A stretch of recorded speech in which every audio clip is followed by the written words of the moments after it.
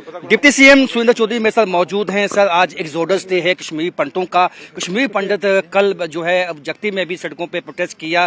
क्या कहेंगे, आज 36 साल हो गए उनको माइग्रेट हुए।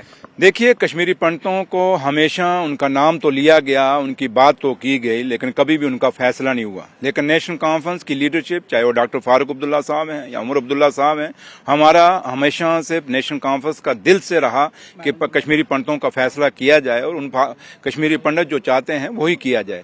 और अगर वो कश्मीर में रिहेबिलिटेट होना चाहते हैं तो उनको वहां रखा जाए।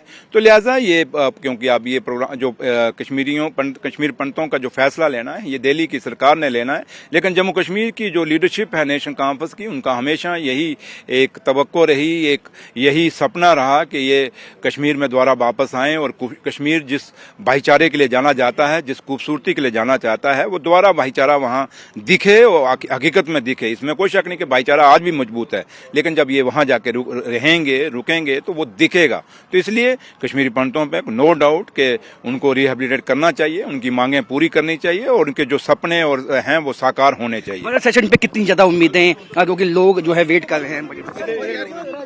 हाँ जी, बजट सेशन से कितनी उम्मीदें लोगों के जो है, वो आप उम्मीदें तो आप रख सकते हैं, बाकी लेकिन है कि नेशनल कॉन्फ्रेंस जो है, ये उमर अब्दुल्ला सरकार जो है अपने जो लोगों की उम्मीदें हैं उस पर खरा उतरेगी और जो भी होगा ऑनरेबल सीएम साहब भी उस पर बात रखेंगे।